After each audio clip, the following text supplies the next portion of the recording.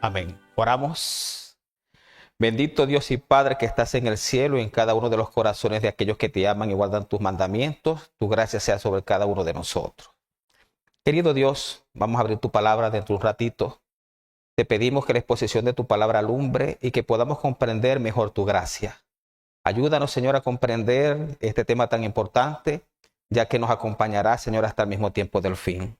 Sé con nosotros, perdona nuestros pecados y tennos por dignos de estar delante de tu presencia. En el nombre de Jesús. Amén.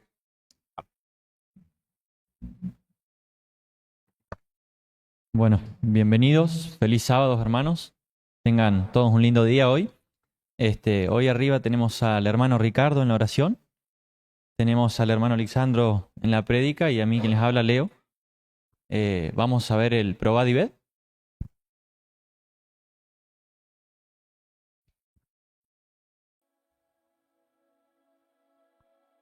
Probad y ved, historias de fe y fidelidad. Un siglo de donaciones. En 1912 se hundió el Titanic. Estambul formaba parte del Imperio Otomano y la Iglesia Adventista introducía una nueva forma de avanzar en la misión. Las primeras ofrendas misioneras apoyaron la obra misionera en la India. Más de 100 años después, los adventistas de todo el mundo contribuyeron a cientos de proyectos, desde la construcción de escuelas hasta la creación de barcos misioneros. Innumerables vidas en todo el mundo han sido transformadas por las generosas donaciones de esta ofrenda cada trimestre. La Universidad Adventista Spicer, en India, se benefició diversas veces de las ofrendas misioneras. La escuela tiene una rica historia de enseñanza y formación para llevar a los estudiantes a un propósito superior. Más allá del plan de estudios, la educación integral de Spicer ayuda a los estudiantes a crecer física, académica y espiritualmente. Se celebra la diversidad con estudiantes procedentes de casi todos los estados de la India y de otros países. La universidad está situada en la ciudad de Pune, en un campus de 60 acres con muchos espacios verdes para explorar y encontrar la paz en medio a la vida cotidiana. Por las tardes, los estudiantes se reúnen en el campo de fútbol, el lugar perfecto para relajarse después de las clases. Gracias a las ofrendas misioneras, la universidad pudo construir un edificio de ciencias y actualmente ofrece diversos programas de licenciatura y posgrado en el campo de las ciencias. En 1969, las ofrendas ayudaron a construir nuevos dormitorios. Unas décadas más tarde, otro dormitorio femenino y un dormitorio para estudiantes casados. Jessica es una estudiante de Spicer que encontró consuelo y refugio en la universidad. Spicer es mi única esperanza donde puedo estudiar sobre Dios, para aprender más sobre Él y compartirlo con mi familia. Me gusta la gente de aquí. Son muy amables y serviciales. Y también me gusta el ambiente. Es un lugar espiritual.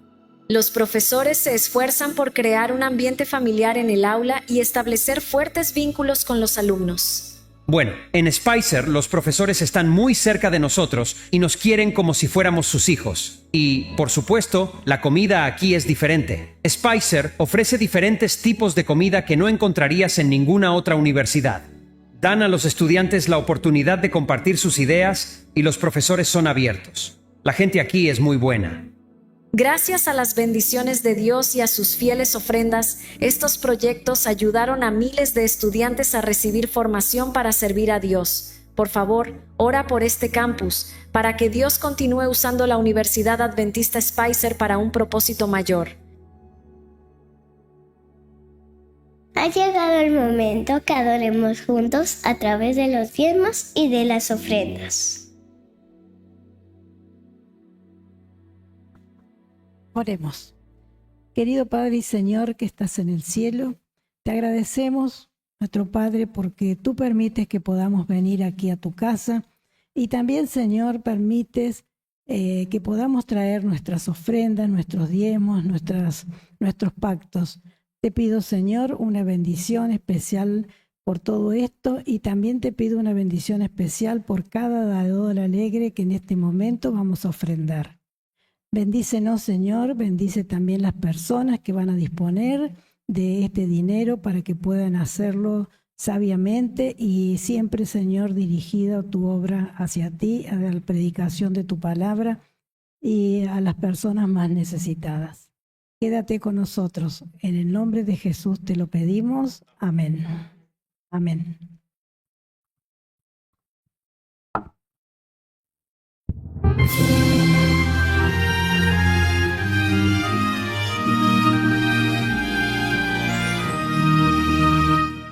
Con gratitud llegamos a tu altar, Señor,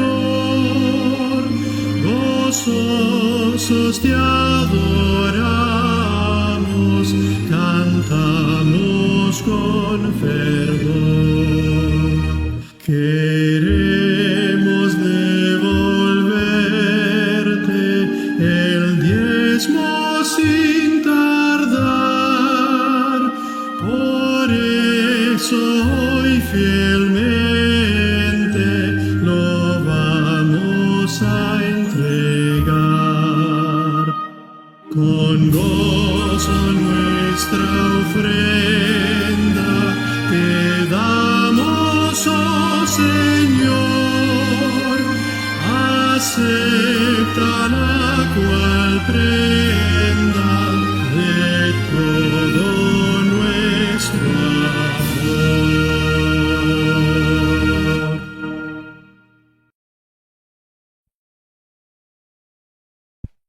Muy bien, hermanos, vamos a entonar el himno 193 para dar comienzo. Cuando suenen las primeras estrofas, nos ponemos de pie.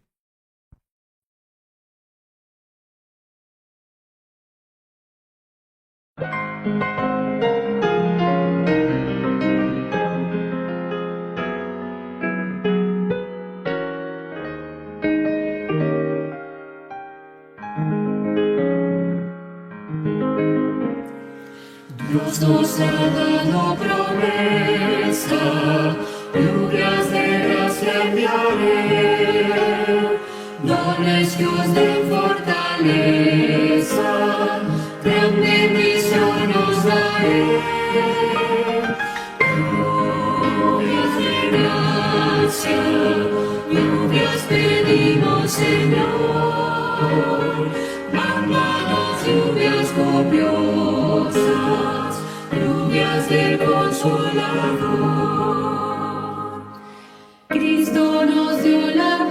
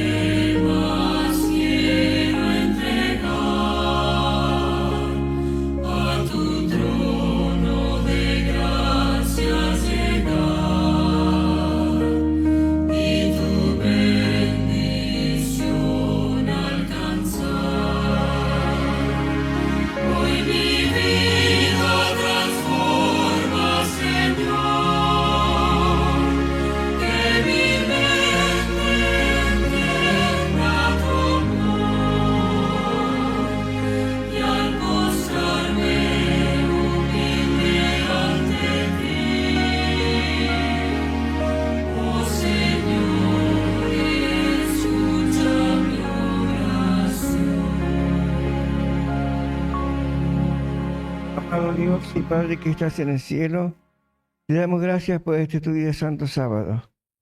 Bendícenos a estar en tu casa de oración y bendice a nuestro hermano a tener el sermón de hoy.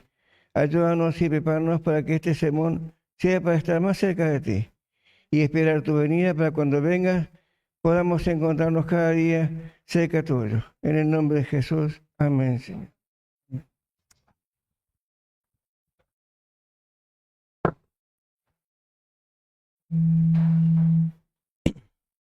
Siéntese, hermanito. Mis hermanos, muy buen día. Que el Señor me les bendiga, me les cuide y me les proteja. Un gran gusto para mí estar de nuevo delante de ustedes. Así que hoy sí era mi tema oficial. El del otro fue una bendición que me lo hayan dado el tema pasado, ¿no? Así que vamos a hacer un poquito de memoria, ¿sí? ¿Recuerdan de que hablamos la última vez? Por lo general, cuando tengo la oportunidad de predicar, trato de hacer una temática y presentarla de tal manera que siga una lógica cada vez que presento el tema. Si bien recordarán, la última vez hablamos un poquito acerca de lo que era el nuevo nacimiento y lo que significaba estar dormido o no. Y la pregunta era, ¿todavía estás dormido? Y el apóstol Pablo usábamos la cita donde dice que ya la hora está avanzada y que es tiempo de levantarnos del sueño que tenemos, ¿sí? Así que hablábamos de tres personajes en esa oportunidad. Mencionamos a Agustín de Hipona, mencionamos a Martín Lutero y mencionamos a Juan Wesley, ¿sí? Y vimos que a pesar de que vivieron una vida religiosa, los tres no conocían el poder transformador de Dios ni la gracia de Cristo. Y vamos a hablar un poquito hoy acerca de la gracia. El tema lo he titulado, después de pensar mucho, busqué muchos títulos. Unos títulos eran más largos, unos títulos eran más cortos, que pudieran abarcar, que pudiéramos comprender. Pero simplemente terminé llamándolo Entendiendo la gracia de Dios. Porque si bien es cierto que vivimos bajo la era de la gracia, muchos aún todavía no comprendemos lo que significa la gracia. Y de eso quiero hacer una referencia especialmente a eso. Yo quisiera hacerle una pregunta. Levánteme nada más la mano, ¿sí? ¿Quién de ustedes ha recibido algún regalo una vez en su vida? ¿Quién ha recibido alguna vez un regalo? ¿Sí? ¿Por qué se llama regalo? ¿Será porque lo recibo de gracia? Alguien que me aprecia, alguien que me quiere, alguien que quiere verme con esta corbata puesta, me hace el regalo. ¿Cuánto paga usted por un regalo? Nada. Es gratis. A veces ni siquiera lo esperamos, ¿cierto? Y de eso a veces trata la gracia. Ahora, existen dos temas que han sido muy mal comprendidos aún en la iglesia cristiana. Y son el pecado y la gracia, ¿sí? Hoy vamos a hablar un poquito acerca de lo que es la gracia. Y aunque vamos a ocupar algunos textos bíblicos que tienen relación con el tema del pecado, no es el tema que nos va a ocupar en esta oportunidad, ¿sí? Hoy vamos a hablar acerca de la gracia. Yo quiero que me proyecten en la pantalla un pasaje del libro de Efesios, capítulo 2, versículos 8 y 9. ¿Por qué es importante este pasaje? Porque es un pasaje que hemos conocido, un pasaje que se nos enseña y un pasaje que se predica en todas las iglesias cristianas. Y este pasaje es importantísimo porque nos viene hablando de la gracia salvadora. Ahí está. Porque por gracia sois salvos por medio de la fe, y esto no es de vosotros, pues es un don de Dios, no por obra, para que nadie se gloríe. Así que si el ser humano alguna vez se salva, si nosotros alguna vez tenemos alguna oportunidad de salvación, no será por lo que nosotros hacemos, habramos hecho, sino por la que Cristo o Dios y el Espíritu Santo quieren salvarnos porque ellos quieren. ¿Se entiende eso? Y esto ha llevado a muchos a decir y a pensar que Dios nos salva si aceptamos a Jesús. Este pasaje bíblico y esta explicación que estamos dando, miren, ha llevado a muchos a pensar que el ser humano se salva si acepta a Jesús. Y es cierto. No me vean extraño, es cierto. Solamente Jesús nos salva. Pero al muchos añaden que no importa cómo tú vivas, si ya aceptaste a Cristo, la gracia de Dios te cubre. De hecho, a veces algunos tratan, cuando explican la gracia de Dios, hablan que la gracia de Dios es como un paraguas. ¿Se entiende un paraguas? ¿Sí? ¿Para qué usa usted un paraguas? El día está lluvioso, usted viene a traer su paraguas, lo abre y se lo coloca. Así que muchos dicen que la gracia de Dios es un paraguas que nos cubre aún cuando nosotros estemos en pecado. Pero vimos en la historia pasada, que en el sermón pasado, de que ser religioso o aceptar a Jesús no es suficiente para ser salvo. Entiéndame, quiero tratar de explicarlo de la mejor manera, que no se me malentienda. Si alguna duda hay, la vamos a aclarar a través del camino, ¿sí? Wesley era cristiano, había aceptado a Cristo, era pastor, evangelista, misionero, pero no había participado del nuevo nacimiento. Nicodemo, que también lo tocamos en esa oportunidad, era maestro, era religioso, era del pueblo de Dios, pero también poco había participado del nuevo nacimiento. ¿Sí me están entendiendo? O sea, que no es solamente decir yo acepto a Jesús, lo recibo, si la gracia de Dios no transforma el corazón y lo hace ser lo que Dios quiere que sea. ¿Me doy más o menos, sí más o menos me doy a entender un poco? Trato de ir lento para que podamos explicar. No porque ustedes no entiendan, sino porque a veces yo hablando rápido, de repente los voy a confundir un poco más. Ahora, bíblicamente hablando, la gracia de Dios es mucho más que eso. Es mucho más de que te salvo y te perdono. La gracia de Dios es mucho más que eso. La Escritura nos enseña que la gracia de Dios es el poder de Dios actuando en el creyente. ¿Sí? Es una presencia viva y transformadora. Agustín de Hipona murió durante el asedio de una de las tribus bárbaras, los vándalos. Y hasta el día que vivió, más de 60 años después de su conversión, se mantuvo puro desde aquel día que se encontró con Dios en aquel jardín donde leyó su historia. ¿Se acuerdan?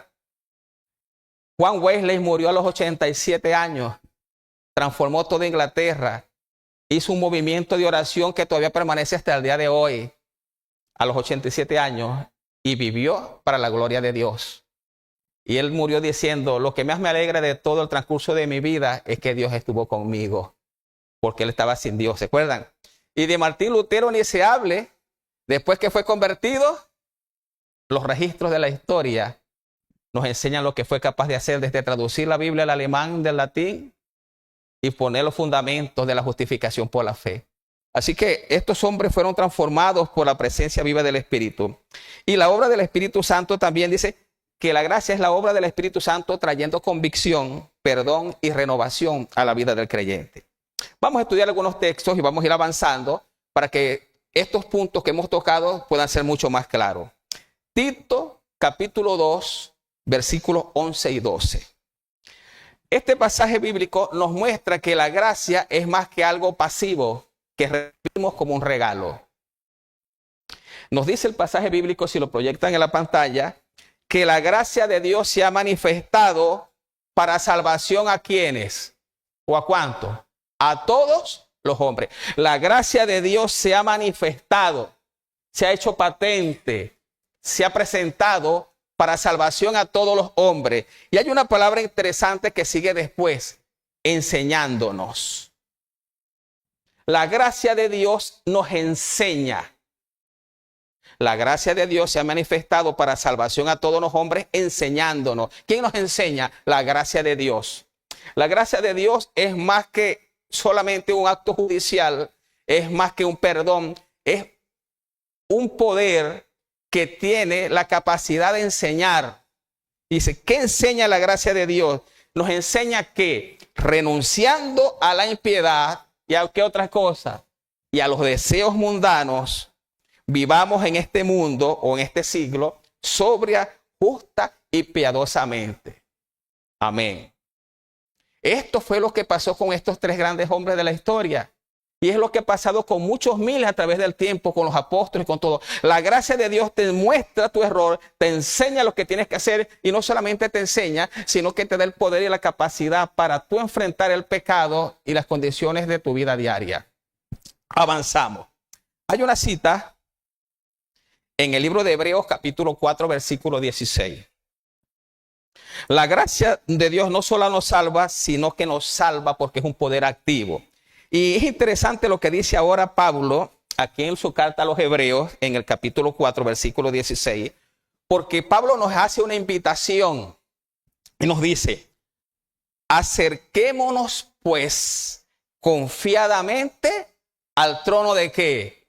De la gracia. Y si hay un trono es porque existe un reino, ¿cierto? Porque el reino se llama ¿cómo? El que estamos viviendo ahora. El reino de la gracia, porque hay un trono de la gracia. Y dice el apóstol: acerquémonos con confianza al trono de la gracia. ¿Para qué? Para alcanzar misericordia y hallar ¿qué cosa? Gracia para el oportuno socorro. El apóstol Pablo nos está diciendo: acérquense al trono de la gracia para que alcancen misericordia y para hallar o para encontrar gracia. ¿Para qué? Para el oportuno socorro. La primera parte, cuando habla acerca de lo que es alcanzar misericordia, se refiere al hecho de que Dios nos perdona nuestros pecados pasados y nos trata con compasión. Alcanzar misericordia, cuando usted se acerca al trono de la gracia y usted se presenta y usted pide perdón, usted alcanza perdón y misericordia de sus pecados pasados. Es lo que nos rescata de la condenación que nosotros merecemos. En este sentido, la gracia se relaciona directamente con la gracia que justifica. Porque vamos a ver que la gracia de Dios es multifacética. Es mucho más que simplemente te perdono. Es mucho más que me olvido de tu pecado. La gracia de Dios cumple una función muy grande. No se puede establecer un reino y un trono solamente para dar perdón. Involucra muchas otras cosas y las vamos a ver ahora. Dios nos declara y nos hace justos a través de su gracia. ¿Se entiende eso? ¿Qué significa que Dios nos hace justos? Significa que Dios nos libera de la culpa y de la condenación del pecado. Eso es que Dios nos hace justos. Nos libera de la culpa y de la condenación del pecado. Y Jesús nos presenta ante su Padre como si nunca hubiésemos pecado. Eso se llama ¿cómo? Gracia. Y es una parte de lo que es la gracia. Ahora, hallar socorro o hallar gracia para el oportuno socorro tiene que ver con otra parte de lo que es la gracia. ¿Ok? Y la he titulado, o se conoce como gracia para socorrer, gracia para vencer o gracia capacitadora. ¿Se entiende el nombre? Hay una gracia perdonadora, justificadora, pero hay una parte de la gracia que es gracia capacitadora. Perdón. Gracia para vencer. Eso es lo que significa gracia en este punto de la gracia multifacética de Dios. Esta gracia es la ayuda divina que Dios nos da. Una ayuda presente que nos capacita para vencer el pecado. Primero la gracia nos redime, nos salva, nos perdona, nos libra del castigo, de la culpa, pero ahora Dios desea con su misma gracia que nosotros podamos vivir ahora para su gloria y para su honra. ¿Se va entendiendo? Así que la gracia nos perdona, pero al mismo tiempo nos transforma de manera que nosotros podamos vivir de la manera que Cristo quiere que nosotros estemos delante de Dios, sin pecado. Y eso es interesantísimo, ¿no? En otras palabras, hoy es otra palabra teológica, es la gracia santificadora. ¿Han escuchado la palabra de la gracia santificadora? Así que Dios, al recibir nosotros la gracia de Dios, Dios nos perdona o nos justifica, y luego a medida que vamos recibiendo la gracia de Dios de manera diaria y continua, Dios nos santifica. ¿Y qué es santificación? Santificación significa que Dios nos libera del poder del pecado. ¿Se entiende? En la justificación, Dios nos perdona y nos redime. Pero con la otra parte de la gracia, Dios nos libera del poder del pecado. Es decir, nos corta el cordón umbilical cuando nacemos en la familia de Dios. Qué interesante, ¿no? Es un trabajo progresivo. Entonces, podemos definir que la gracia es la ayuda de Dios en nuestra lucha contra el pecado. Eso es lo que es gracia. Es un socorro divino en los conflictos diarios de la vida. Si nosotros colocáramos en pantalla 2 Corintios 12:9, nosotros veríamos que el apóstol Pablo dice que él tenía un aguijón. ¿Se acuerdan de la historia? Y dice que tenía un aguijón que lo molestaba. Lo molestaba demasiado. Y él dice que 3 veces le pidió a Dios que se lo quitara. Y si ponen el versículo en la pantalla, vamos a ver en 2 Corintios 12:9 que Dios le dio la respuesta a su necesidad. No como él quería, sino lo que él necesitaba. Y vemos ahí dice, y Dios le dijo, ¿qué cosa? Bástate mi gracia, porque mi ¿qué? ¿Se perfecciona dónde? En la debilidad. Lo que Dios le está diciendo a Pablo es, mira, tú no te preocupes por el aguijón, porque ese aguijón tuyo también se manifiesta en todos los seres humanos de la tierra. De distintas maneras, de distintas formas, pero todos tienen su aguijón. Lo que tú necesitas es gracia. Mi gracia es suficiente.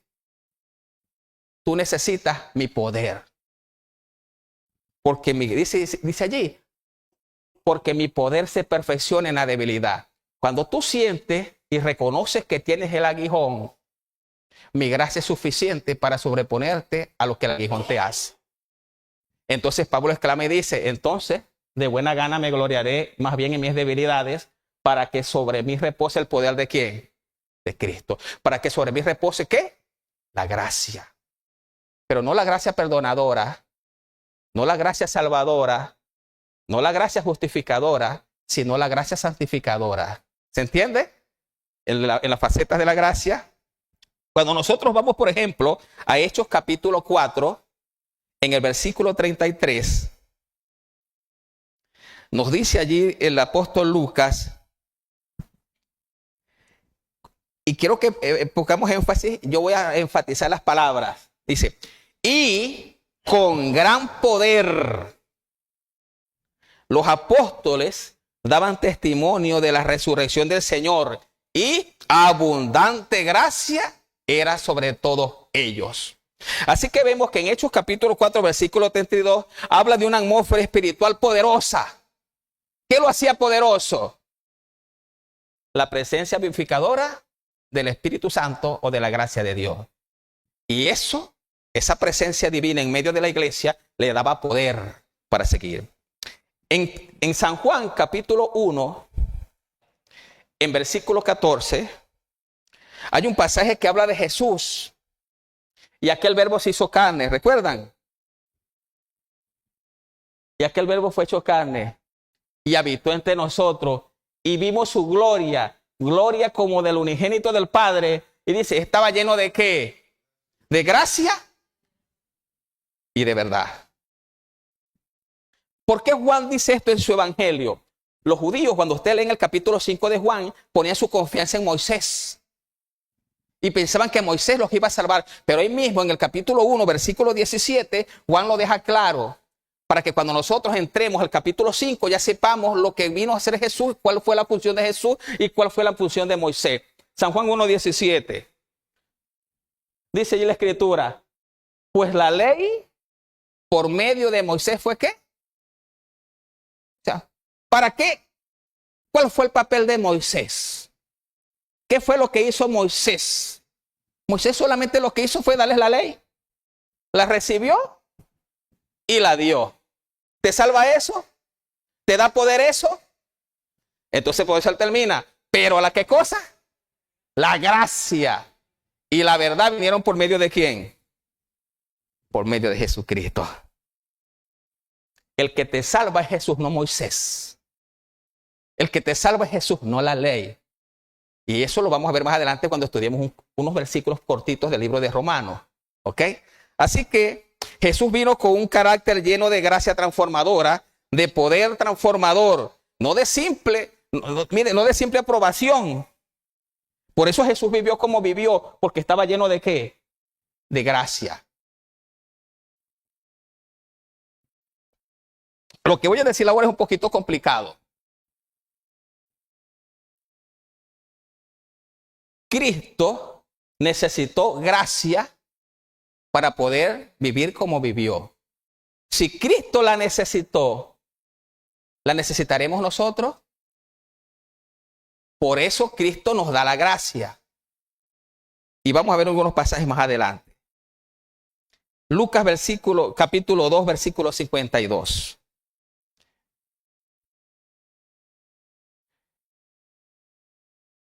Lucas 2, versículo 52. Ustedes lo conocen. Y Jesús crecía en sabiduría, en estatura, ¿y en qué más crecía? En gracia, para con Dios y para con los hombres. Ahora, ¿necesitaba Jesús crecer cada día en la gracia? Como ser humano, Jesús necesitaba vivir cada día en la gracia. ¿Por qué? ¿Tenía luchas que enfrentar Jesús? ¿Tenía tentaciones que vencer Jesús? ¿Tenía Jesús que vivir sin pecar? ¿Necesitaba gracia? Ahora, ¿Jesús necesitaba gracia como poder o gracia como perdón? ¿Ah? ¿Necesitaba Jesús gracia como perdón o gracia como poder? Y la respuesta es obvia. ¿Pecó alguna vez Jesús? No. Si no pecó, ¿necesitaba gracia perdonadora? Pero si necesitaba crecer en gracia, ¿necesitaba gracia como poder capacitador para vencer el pecado y el mal y mantenerse puro y limpio? Y esto es interesante. La señora White lo dice en El deseado de toda la gente, página 208. Cada día recibía una nueva provisión de gracia de parte del Padre. Así que podemos notar por medio de estos pasajes que la gracia no es solo perdón, sino una provisión constante del poder del Espíritu para vivir una vida santa. Eso es lo interesante que tenemos que aprender. Así que en este punto debemos estar claros que la gracia no es solamente perdón. Perdón. Miren, si usted tiene problemas con la mentira, usted tiene problemas con el robo, o usted tiene un aguijón que es sexual, lo que sea, y usted dice, Señor, tengo este aguijón, y el Señor le dice, tranquilo, hoy te doy perdón. ¿Es lo que usted necesita? Si usted tiene una enfermedad, un dolor de cabeza, un dolor de muela, y va al médico, y el médico le dice, te voy a dar agua, y le da un vaso de agua. ¿Usted cree que lo que usted necesita es eso? ¿Ah? De la misma manera, la gracia se compone de tantas facetas, especialmente de estas dos. Tiene muchas otras cosas, pero solamente estamos hablando de esto. Cuando usted tiene un aguijón, tiene una tendencia pecaminosa que lo lleva a hacer el mal, usted no necesita perdón. Sí, ya el perdón lo recibió, pero ahora diariamente usted no necesita perdón a menos que usted peque. Usted lo que necesita es poder para no pecar. ¿Se entiende? ¿Se acuerdan de aquella mujer que iban a apedrear, que se la llevaron desnuda a Jesús? Y Jesús le dijo, el que esté libre de pecado, que tiene la primera piedra, y todo el mundo se fue, ¿verdad que sí? Entonces Jesús le preguntó a la mujer, mujer, ¿nadie te condenó? Nadie, Señor. Y Jesús dijo, yo tampoco te condeno. En otras palabras, yo te perdono. Vete y peca menos. Qué interesante, ¿no? Hermano Miguel, está atento. Vete y no peques más. ¿Podría esa mujer de verdad dejar de pecar más? Humanamente podía dejar de pecar, pero que Jesús junto con la liberación y el perdón de pecados le daba gracia para vencer. Aquel hombre que estaba paralítico 38 años junto al estanque de Betesda, Jesús le dice, ¿quieres ser sano? Y bueno, usted conoce la historia. Jesús, toma tu lecho y anda. Y agarró y se fue, y cuando se dio cuenta ya Jesús no estaba. Dice que Jesús se lo encontró después. Y se lo encontró y le dijo, mira, peca menos para que no te venga algo peor. Le dijo así. ¿Cómo le dijo?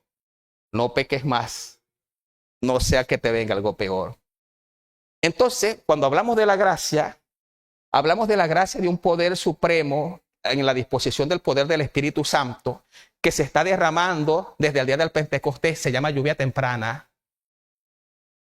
Porque la gracia no es más que la lluvia temprana en el poder del Espíritu para que nosotros podamos vivir la vida que Dios quiere. ¿Sí? Recuerden que el gran conflicto consiste en que los seres humanos no pueden dejar de pecar porque no pueden obedecer la ley de Dios. Y esto es interesantísimo porque el diablo dijo,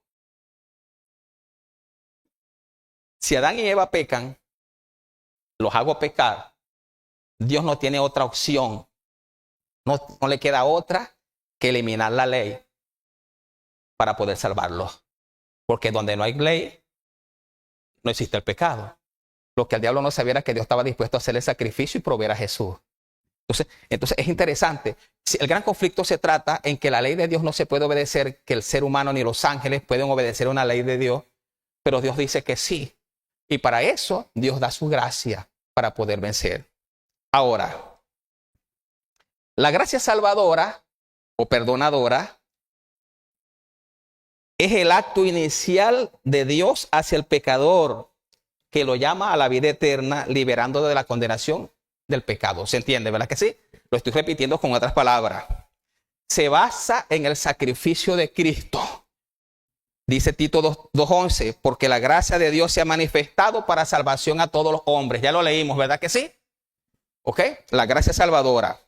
Esta gracia salvadora está disponible mientras el ser humano pueda responder al llamado de Dios con fe y arrepentimiento. ¿Se entiende eso? La gracia está disponible para el ser humano mientras que el ser humano pueda responder con fe y arrepentimiento. Es decir, mientras que el ser humano vive. ¿Sí? La gracia salvadora inicia el proceso de redención, justifica al pecador y está activo durante el tiempo de prueba y llamado. ¿O han escuchado ustedes la expresión el fin del tiempo de gracia? ¿Ah? ¿Terminará algún día el tiempo de oportunidad para el ser humano? ¿Terminará el tiempo de oportunidad para el ser humano algún día? ¿Cuándo terminará? Cronológicamente y proféticamente termina cuando Cristo cesa su intercesión en el santuario. Eso es cronológicamente. En algún momento de la historia, no sabemos dónde. ¿Verdad que sí? Un poco después del derramamiento de la lluvia tardía. ¿Verdad que sí? De la ley dominical, un poquito después. Pero también termina en otro momento cuando el ser humano muere. Cuando el ser humano muere, ya no hay decisión que pueda tomar alguien por él y su destino estará sellado. Muy bien. La gracia, miren esto. ¿Cuál gracia termina con el fin del tiempo de gracia? Por eso es importante que a veces no entendemos esto. Y estamos hablando de que comprendiendo mejor la gracia de Dios. La gracia que va a terminar, ¿cuál gracia será?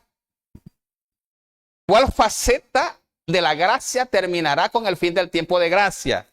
¿Terminarán las dos o terminará una sola? Y si termina una sola, ¿cuál de las dos termina? ¿La gracia como poder salvador o la gracia como poder sostenedor? La gracia salvadora es la decisión que nosotros tomamos de aceptar a Cristo. Llegará un momento en que ya no habrá tiempo para tomar decisión, pero necesitarán pasar por el tiempo de angustia un grupo llamado los 144,000 y que deben salir de la gran tribulación y estar delante del trono blanco un día. ¿Usted cree que esa gente que pase por ese tiempo de angustia, que son los 144,000 sellados, podrán pasar por su propia cuenta si no tienen la gracia como poder sustentador y capacitador? Entonces, cronológicamente y escatológicamente y con la Biblia en la mano y el espíritu de profecía, podemos decir entonces que los 144,000 o la última generación que vivirá sobre la faz de la tierra, como decía el folleto de la escuela sabática la semana pasada, tendrá que enfrentar pruebas y luchas que no se han estado nunca sobre la faz de la tierra y necesitan un poder para poder mantenerse como estaban antes de que se cerrara el tiempo. Vamos a hablar de eso un poquito dentro de un ratito. Ahora,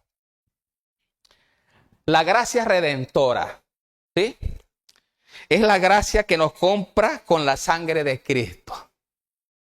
¿Tendrá un fin esa alguna vez? ¿Llegará a su fin? Cuando hablamos del fin del tiempo de gracia, la gracia redentora terminará para unos y para otros.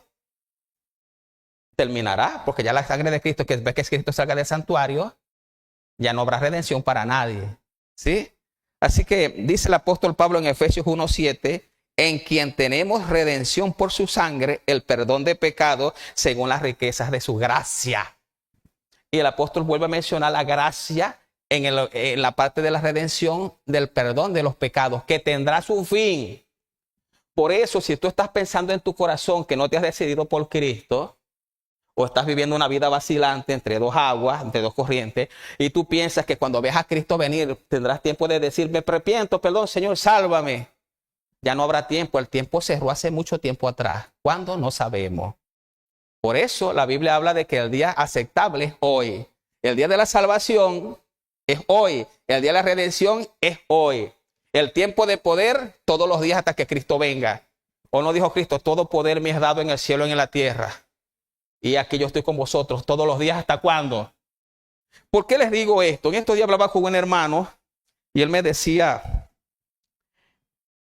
que cuando termine el tiempo de gracia, los 144,000 o esa última generación tendrá que vivir sin el poder del Espíritu, porque el Espíritu se va a retirar de la tierra.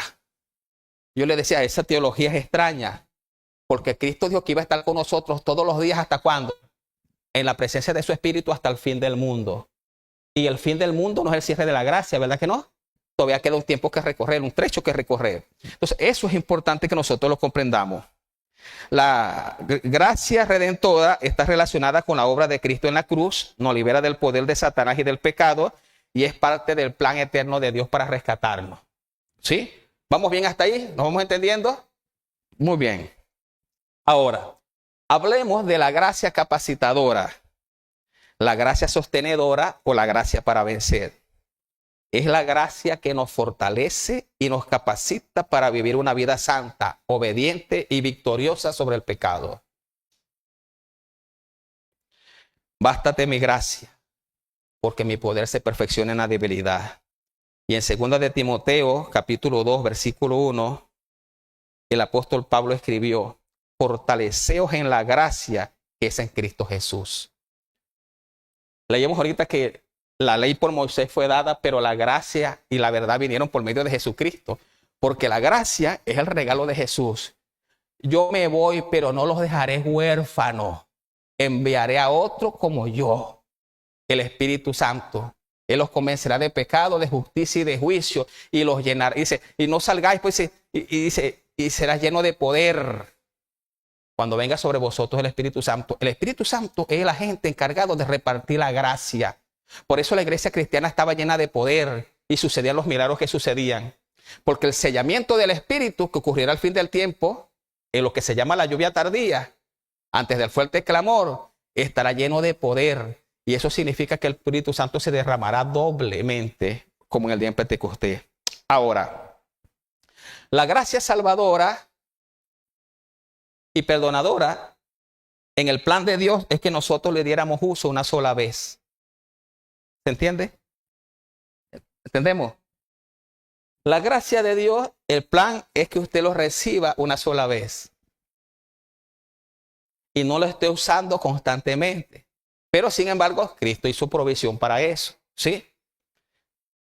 El plan es que nosotros no vivamos de regalos siempre. Te perdono, te perdono, te perdono, te perdono, te perdono. Vamos a poner un ejemplo. Usted tiene dos manos, ¿verdad que sí? Jesús te dice, Alexandro, me dice a mí,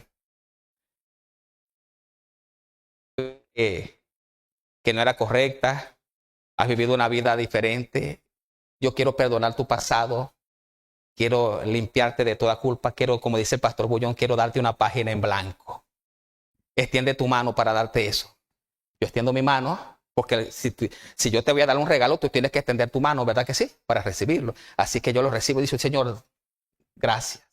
Entonces me dice ahora, como le dijo Agustín de Hipona, Lisandro, pero necesitas castidad, necesitas continencia, necesitas mantenerte fiel, necesitas vivir una vida que me agrade a mí, no que te agrade a ti, y ser un testimonio para el mundo. Yo quiero presentarte ante el mundo como presenté a mi siervo Job, como presenté a mi siervo Daniel.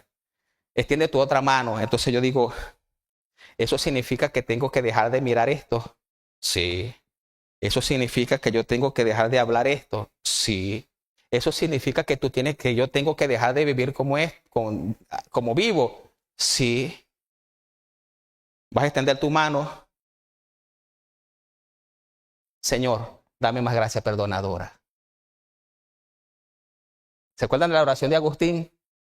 Señor, dame castidad y continencia, pero no todavía, porque temía que me escucharas pronto y me quitaras el deseo de la lujuria que yo quería más usar que extinguir. Entonces, Dios nos pide que recibamos la gracia perdonadora, pero al mismo tiempo nos pide que recibamos la gracia capacitadora. Ahora, imagínense esto. Después que usted aceptó a Cristo la primera vez y usted se entregó al Señor Jesús, ¿qué gracia piensan ustedes que es más importante de acuerdo a lo que hemos estudiado hasta ahora, hablando del fin del tiempo de angustia, de la tribulación final? ¿Cuál gracia será más importante? Sí, pero si esta llega a su fin y tú nunca extendiste tu mano para recibir esta, ¿con qué te quedas? Si tú toda la vida vas a depender de la gracia perdonadora porque tú no estás dispuesto a cambiar tu vida, ni yo tampoco, sino que quiero vivir en el chisme, en la hipocresía, en el egoísmo, o como Acán, y me toca vivir el tiempo final sin intercesor, ¿de qué me sirve la gracia perdonadora si ya no hay? ¿Se entendió? Pero si yo aprendí a vivir, recibí la gracia perdonadora y el Señor me perdonó mis pecados, y entonces yo me llené de la gracia. No, Señor, dame más, dame más. Y Jesús crecía ¿en cuál gracia? ¿En esta o en esta? ¿Sí se dan cuenta? Jesús no necesitaba esta porque Él nació del Espíritu y nació sin pecado. Y necesitaba entonces esa para mantenerse como esta. Y nosotros cuando nos entregamos a Cristo nacimos de nuevo y ahora esta prácticamente no la necesitamos. La que necesitamos es esta. Porque cuando esta se acabe, ¿ustedes se acuerdan del aceite? Hablamos en la predicación pasada. ¿Se acuerdan del aceite de las lámparas?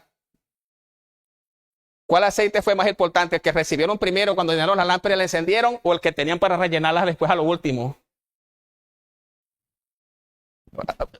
Vamos a entender un poco tal vez. Sí, me explico bien. Vamos entendiendo. La gracia perdonadora no es que esta sea menos importante, la gracia perdonadora, pero la gracia que nos va a asegurar una entrada en el reino, si es que cuando estamos usando esta nos salvamos o nos morimos, pero si nos va a tocar pasar vivos por un tiempo difícil, esta gracia es la que nos sostendrá. Usted sabe en su experiencia personal diaria cuál gracia está usted usando más. Y ya vamos a hablar un poquito de eso. Ahora, ¿en qué se relaciona esta gracia con el tiempo de angustia? ¿Qué es el tiempo de gracia? Nosotros sabemos que es el tiempo de oportunidad cuando el ser humano puede acceder libremente al perdón, al arrepentimiento y a la transformación mediante la intercesión de Cristo en el santuario celestial y al trabajo del Espíritu Santo. ¿Y qué termina cuando Cristo sale del lugar santísimo? Apocalipsis 22:11 dice, y el que es injusto, siga siendo injusto. Y el que es santo, santifíquese todavía. Porque ya no hay vuelta atrás. Cuando el arca de Noé, Dios cerró la puerta, era la puerta de la gracia en los días de Noé. Los que estaban afuera podían entrar y los que estaban adentro podían salir. Ya estaba sellado el destino de los dos lados. Lo mismo sucederá en ese tiempo. Ahora, ¿qué ocurre cuando termina el tiempo de gracia? Primero, cesa la gracia salvadora porque ya no hay intercesión en el mundo. Muy bien. Segundo, pero el pueblo de Dios fiel no queda sin la gracia capacitadora. Ellos vivirán sin mediador, pero no sin el poder del sustentador del Espíritu Santo. ¿Se entiende eso? Una cosa es estar sin intercesor y otra cosa es quedarse sin el Espíritu. Porque si nosotros pudiéramos salvarnos o vivir una vida santa sin el poder del Espíritu, pues además murió Cristo. ¿Se entiende? ¿Podemos entender? Necesitamos de Cristo y necesitamos del Espíritu Santo. Sin el poder del Espíritu Santo estamos fritos. Y el Espíritu Santo es el que nos sostiene, nos capacita y nos da el poder para poder vencer. Avanzamos. Esta gracia sostiene al pueblo de Dios durante el tiempo de angustia de Jacob. Pero no solamente allá, sino solamente acá. Y este tiempo de gracia, antes que se cierre el tiempo, es el tiempo que Dios nos da para que nosotros aprendamos a vivir sostenidos por la gracia sostenedora y capacitadora. No es para que aprendamos a pedir perdón y perdón y perdón y perdón y perdón y perdón. Y Dios te lo va a dar, te lo va a dar, te lo va a dar, te lo va a dar. Pero eso no te va a servir de mucho. Porque yo puedo orar ahora, Señor, aquí estoy, tú sabes quién soy. Perdóname mis pecados, Señor, y mírame limpio y puro a través de Jesús, en el nombre de Jesús. Amén. ¿Tengo pecado yo ahora o estoy limpio de pecado? Según la promesa de Dios, ¿cómo estoy? Limpio. ¿Me puedo morir tranquilo ahora? Me puedo morir tranquilo. Pero cuando yo salga, cometo algún error, ¿verdad? Salgo, me chocan el auto y digo una maldición. ¿Quién sabe qué? Me contamino otra vez, ¿sí? Pero nosotros aquí en este tiempo es cuando tenemos que aprender que si nos chocan el auto, después que el Señor nos perdonó, seguir viviendo sin maldecir a nadie. ¿Se me entiende? O sea, es un tiempo donde nosotros nos preparamos usando esta gracia. Señor, dame poder, bástate mi gracia. Sí, Señor, dame el poder que necesito. Dame el poder. Uno ve que dice, ¿cuántas veces se puede ya el Espíritu Santo? Dice que el Pentecostés y fueron llenos del Espíritu. Y vino Pedro y predicó, se bautizaron 3,000, ¿se acuerdan? Y después Jesús se encontró con ellos y le dijo, recibí el Espíritu. Y fueron llenos del Espíritu. Que nos llenemos siempre. Que este envase, donde está la gracia sostenedora, nunca mengüe. Para que cuando llegue el tiempo difícil, como las vírgenes, tengamos aceite en las lámparas, pero también tengamos reserva. ¿Se comprendió? Y este es el tiempo de oportunidad que Dios nos da para que nos preparemos, para que podamos subsistir en estos tiempos difíciles. Y si nos alcanza la muerte, nosotros podamos estar sostenidos por la gracia. Ahora, un resumito hasta acá. La gracia de Dios es multiforme. ¿Se entiende? Tiene muchas formas. Justifica, redime, transforma y sostiene. Todas terminarán con el tiempo de gracia, con el fin del tiempo de gracia. La que redime, la que justifica, la que transforma. Pero la que sostiene seguirá hasta el fin. Por eso tenemos que aprender a vivir sostenido ahora para que podamos ir soportando. Las otras facetas de la gracia están disponibles para nosotros todos los días, cada minuto. Perdón, redención, salvación, perdón, salvación, redención. Están, pero cuando se terminó, ¿cuándo se cerrará el tiempo de gracia? No sabemos. Puede ser mañana o no. Y tenemos que aprender ahora a vivir sostenidos ahora, como si Cristo viniera hoy, que nos mantenga limpios y puros delante del Señor Jesús. Qué lindo, ¿verdad que sí? La gracia de Dios no es solo un favor inmerecido, un regalo, sino también una fuerza poderosa para resistir el pecado, vivir en santidad y mantenerse fiel aún sin intercesor. Eso es bíblico. En Apocalipsis lo podemos leer. Vemos que en el tiempo final, aunque termine la oportunidad de salvación para el mundo, los fieles seguirán siendo sostenidos por la gracia de Dios. Y alabado sea el Señor por eso. Hay un pasaje en el libro de Zacarías, a ver si me lo pueden proyectar, capítulo 12, versículo 10. Y vemos que Dios promete derramar su gracia en la persona del Espíritu. Miren, es un pasaje del Antiguo Testamento. Dice, y derramaré sobre la casa de David y sobre los moradores de Jerusalén, ¿espíritu de qué? O sea, que el que trae la gracia, como ya les dije, es el Espíritu. En aquellos días, cuando apareciera el Mesías, aparecería el Espíritu de gracia y sería derramado con poder. En Hebreos capítulo 10, vamos a buscarlo por favor, en el versículo 29, con razón el apóstol Pablo hace una advertencia que da miedo. ¿Sí? Una advertencia interesante. Miren lo que dice. Hablando de aquellos que rechazan la gracia de Cristo. Que rechazan la gracia perdonadora, la gracia salvadora, la gracia redentora, pero que no se preparan tampoco para ser sostenidos. Dice, ¿cuánto mayor castigo pensáis que merecerá el que pisoteare al Hijo de Dios y tuviese por inmunda la sangre del pacto en la cual fue santificado E hiciere afrenta a quién. Afrenta. ¿Cómo se afrenta el espíritu de gracia? O sea, el espíritu que te trae el arrepentimiento y el perdón mediante el Espíritu Santo y que te capacita. ¿Cómo se puede afrentar el Espíritu Santo? La palabra afrenta es una palabra griega. Enibrizó. Significa afrenta, significa insultar y significa tratar con desprecio. En otras palabras, cuando nosotros, si queremos solamente acostumbrarnos a recibir de esta mano, perdón, perdón, perdón, perdón, perdón, perdón, perdón, y no estamos dispuestos a vivir una vida santa recibiendo poder, poder, poder, poder, poder, entonces nosotros estamos afrentando al Espíritu. ¿Saben por qué? Porque sus oraciones van a ser así. Perdóname, Señor, porque tú sabes que soy pecador. Tú sabes que no lo puedo remediar. Tú sabes que no hay poder en el cielo ni en la tierra que me pueda hacer no dejar de pecar. Entonces usted hace frente al Espíritu Santo, porque el Espíritu Santo, siendo la tercera persona de la deidad, el Dios Todopoderoso, porque dice Job, porque el Espíritu de Dios me hizo y el aliento del Omnipotente me dio vida. El Espíritu Santo estuvo en la creación, involucrado también.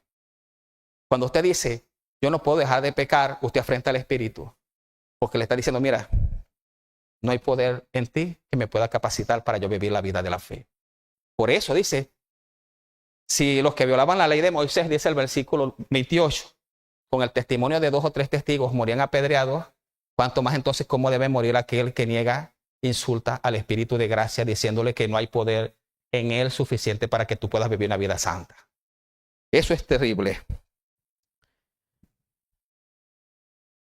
Cristo no estará intercediendo, pero la gracia sostenedora del Espíritu Santo no se será retirada nunca de los fieles. Dice la señora White en el libro Primeros Escritos, página 38. Vi que Satanás estaba muy ocupado procurando desviar la mente del pueblo de Dios de la obra del sellamiento en curso. Ahora, cuando el sellamiento haya concluido, entonces Jesús dejará de interceder en el santuario y el tiempo de gracia terminará. Entonces Jesús se preparará para venir.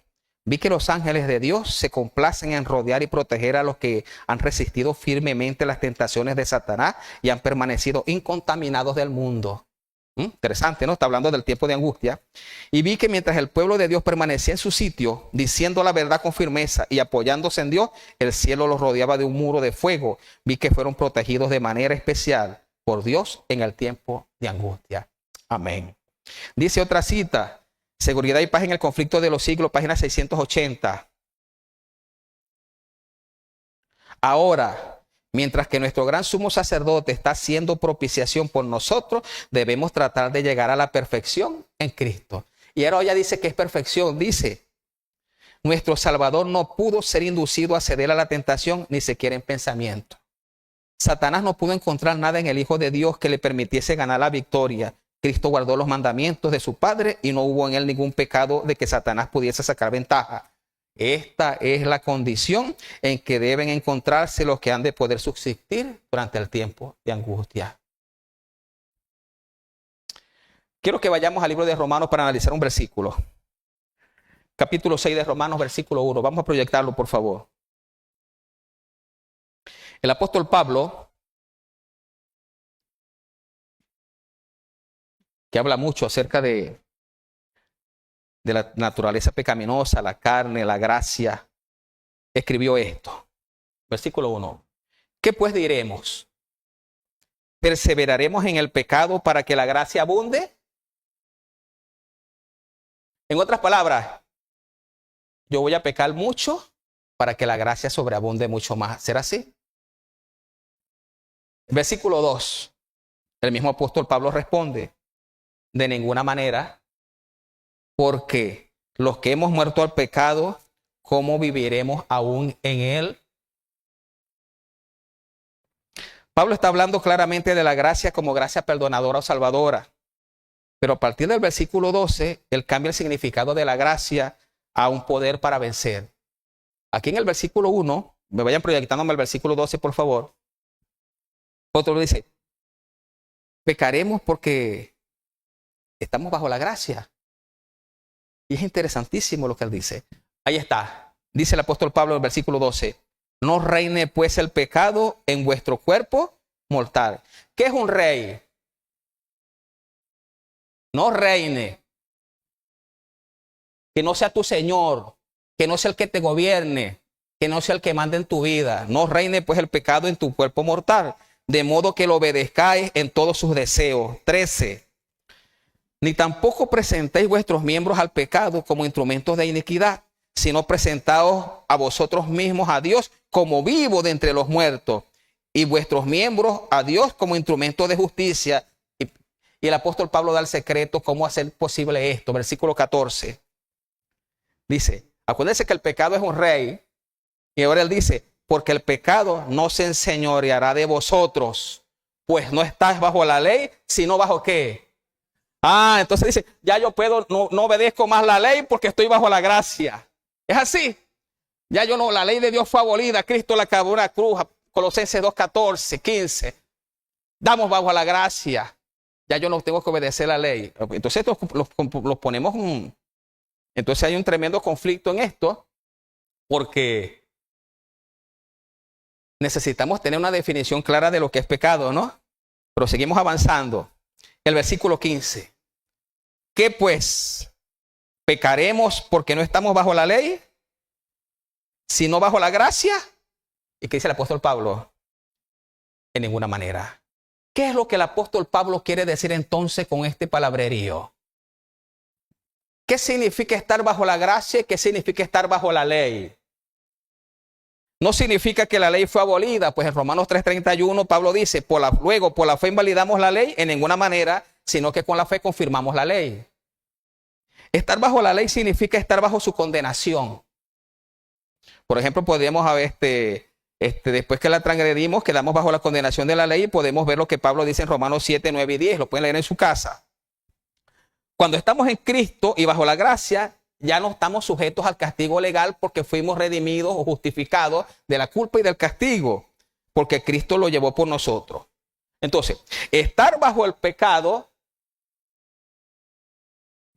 dice, estar ahí en ese territorio significa que yo estoy bajo el dominio del pecado. ¿Qué significa estar bajo la gracia? Significa estar en el territorio del Espíritu Santo que Dios nos ha concedido. Perdón de nuestros pecados pasados, poder para vencer en el pecado presente y transformación diaria de carácter. Eso significa vivir bajo la gracia. El apóstol Pablo está respondiendo, como diríamos, una objeción imaginaria, proyectándose al futuro. Y él dice, si estamos bajo la gracia, entonces podemos pecar libremente. Es lo que él pregunta. Y él responde, de ninguna manera. ¿Por qué? Porque la gracia, como la entendemos, la estamos entendiendo hoy, no es licencia para pecar, sino poder para vencer el pecado. ¿Se entiende? Estar bajo la gracia implica haber sido liberado del dominio del pecado. Porque la gracia hace eso. Ahora, la gracia no solamente nos salva del poder del pecado, sino de su poder esclavizante. ¿Sí? Así que cuando alguien te diga, como estoy bajo la gracia, puedo seguir viviendo como quiera, esa persona no ha entendido lo que es la gracia bíblica.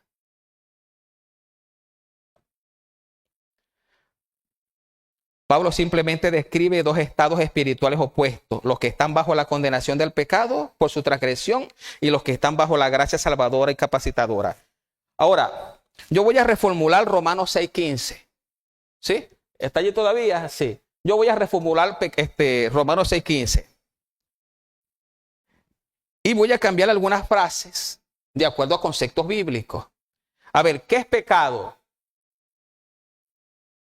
Primera de Juan 3:4, ¿qué dice? Pecado es infracción, ¿qué? O violación de la ley, ¿verdad que sí? Muy bien. Ahora, entendiendo estos términos, voy a traducir también la gracia como gracia redentora. Acá en este pasaje. Diría así. Ese pasaje que está allí diría de la siguiente manera. ¿Qué pues? ¿Violaremos la ley de Dios porque ya no estamos bajo su condenación gracias a la muerte de Cristo? En ninguna manera. ¿Se entendió? Es lo que el pasaje dice. ¿Qué pues? ¿Violaremos la ley de Dios? ¿Pecaremos? Porque ya no estamos bajo la ley, ya no estamos bajo su condenación, sino bajo la gracia, gracias a la muerte de Cristo. En ninguna manera. Pablo dice, no. La vida cristiana implica una vida transformada. Descarte el libertinaje, todo. El creyente ya no vive bajo el gobierno del pecado, sino bajo el señorío de Cristo, impulsado por la gracia transformadora. Mire, es ilógico decir que estamos muertos al pecado y seguir viviendo en él. Yo les voy a poner un ejemplo rapidito. Pablo hablaba mucho, usaba analogías, y él habla de la esposa que está casada con el esposo. Y dice que está sujeta a la ley del marido mientras que el marido vive. ¿Recuerdan? Que si que la mujer en vida del marido se une con otro hombre, será llamada adúltera, dice él. Pero si el marido ha muerto y se casa con otro, no es. Ahora, el secreto, lo que Pablo dice, es estar muerto. Yo tengo una deuda. Debo 15 millones. Y un día me da un infarto. Y quedo en coma, porque no me muero, pero quedo en coma. Al que yo le debo la plata, ¿qué pensará? Walter, si te debiera los 15 millones a vos y me da un infarto y quedo en coma, ¿qué pensás vos de la plata que yo te debo? ¿Se perdió?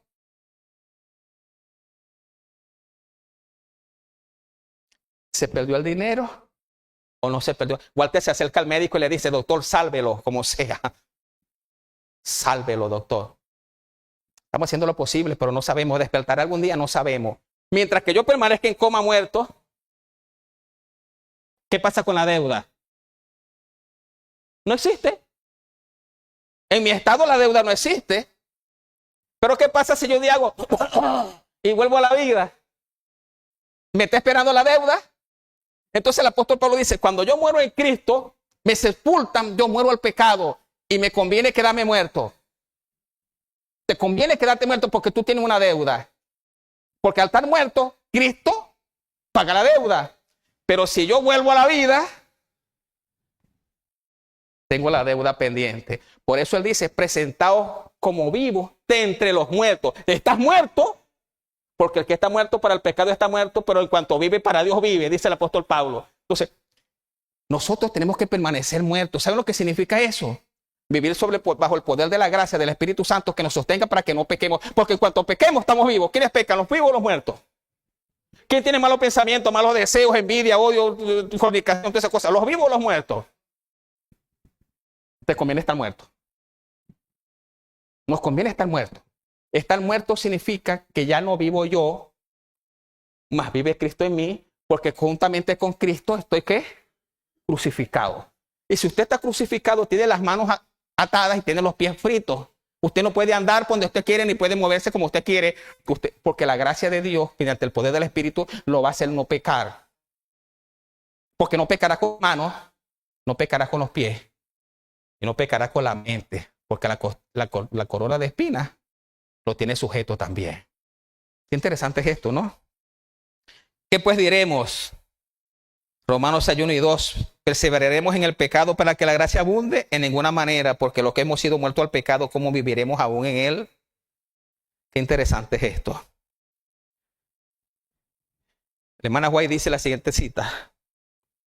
Desde el principio de la gran controversia, Satanás se propuso desfigurar el carácter de Dios y despertar rebelión contra su ley. Y esta obra parece coronada de éxito. Las multitudes prestan atención a los engaños de Satanás y se vuelven en contra de Dios. Pero en medio de la gran obra del mal, los propósitos de Dios progresan con firmeza hacia su realización. Él, hablando de Dios, manifiesta su justicia y benevolencia hacia todos los seres inteligentes creados por él. Por las tentaciones de Satanás, todos los miembros de la raza humana se han convertido en transgresores de la ley divina, pero en virtud del sacrificio de su Hijo, se abre un camino por el cual pueden regresar a Dios. Y ella dice ahora, por medio de la gracia de Cristo, pueden llegar a ser capaces de obedecer la ley del Padre. Así sucedió en todos los tiempos. De entre la apostasía y la rebelión, Dios saca a un pueblo que le es fiel, un pueblo en cuyo corazón está su ley. Patriarca y Profeta, página 308. Ella sigue diciendo, maravillosa gracia de Dios, página 230.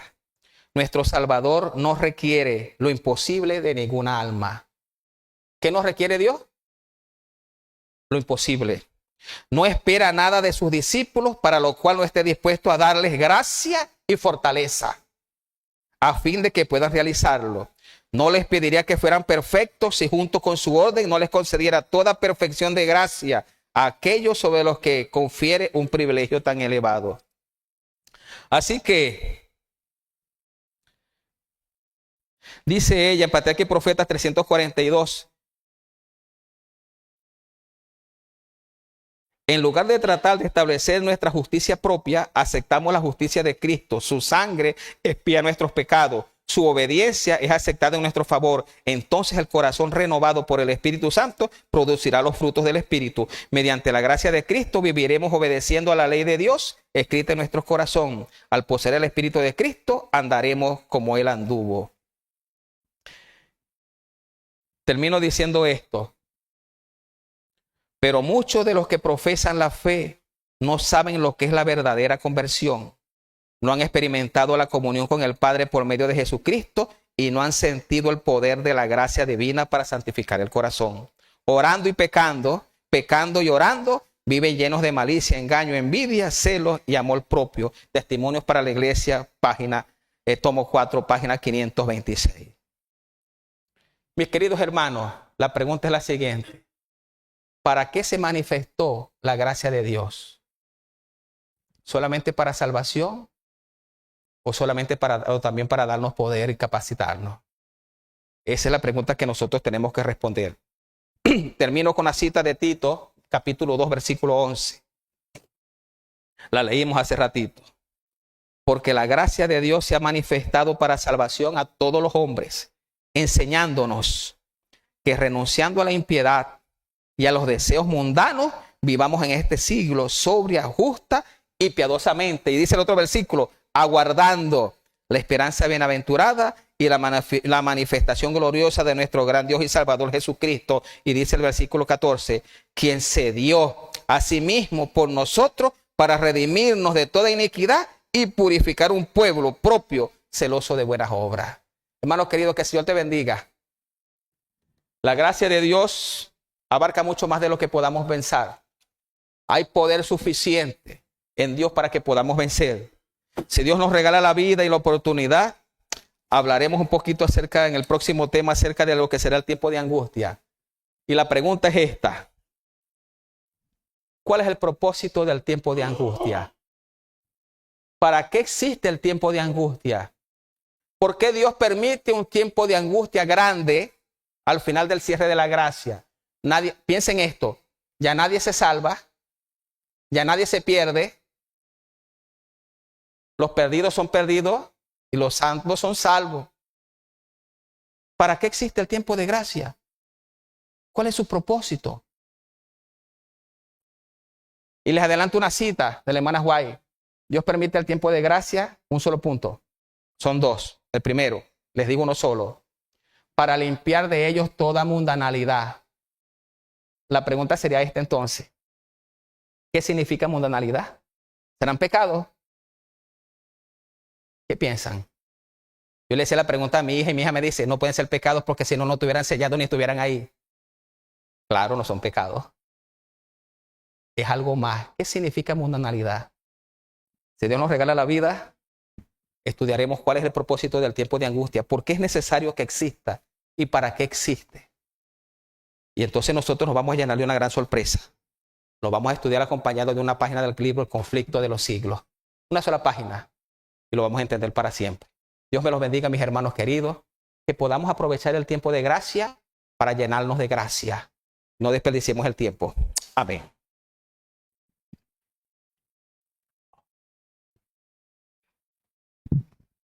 Muy bien, hermanos. Para finalizar, vamos a entonar el himno número 268. Nos ponemos de pie para cantar.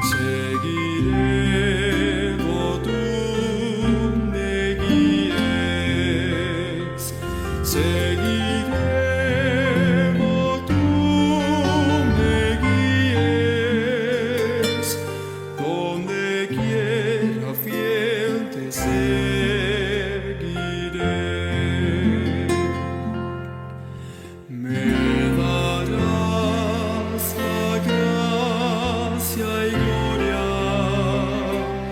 de obtener la gran victoria y contar la dulce historia que por mí Jesús su vida dio.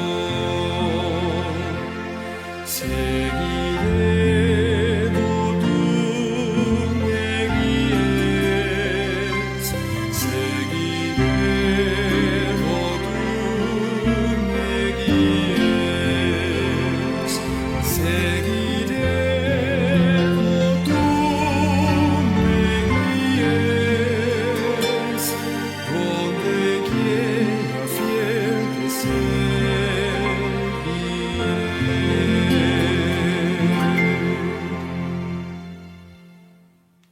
Oramos. Padre amado y buen Dios, Señor, gracias por este día, gracias por este momento compartido aquí en familia. Señor, gracias porque tus palabras hoy queremos que nos lleguen al corazón, Señor, que podamos enterrar ese hombre, esa mujer, Señor, que se ha constituido en el pecado, Señor, que no abusemos de tu gracia, sino que la recibamos de todo corazón, Señor, para salvación y vida eterna. También, Señor, que estas palabras que hoy hemos oído, aparte de quedarse con nuestro corazón, Señor, las podamos entender y practicar para llevarla a más personas necesitadas, Señor, y así llevar a cada uno de tus hijos amados al reino de los cielos. Te damos gracias por todo, te rogamos que nos acompañes a casa, en el nombre de Jesús. Amén.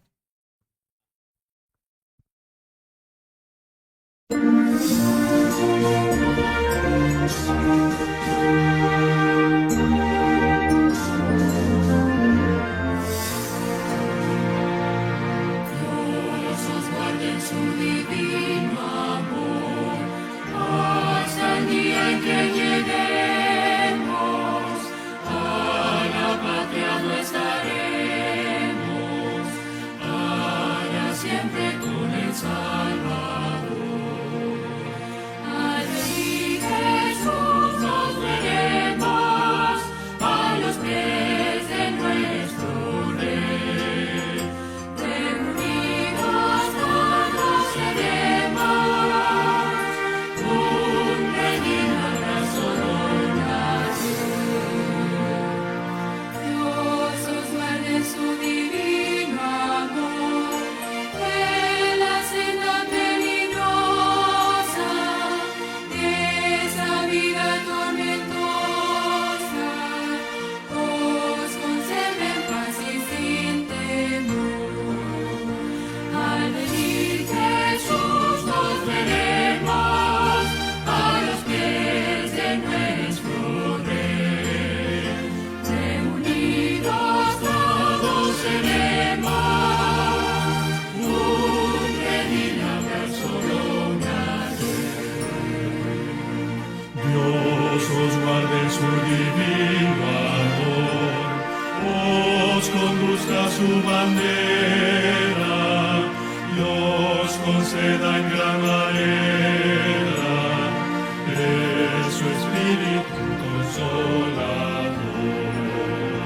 Al venir Jesús nos veremos, a los pies de nuestro Rey.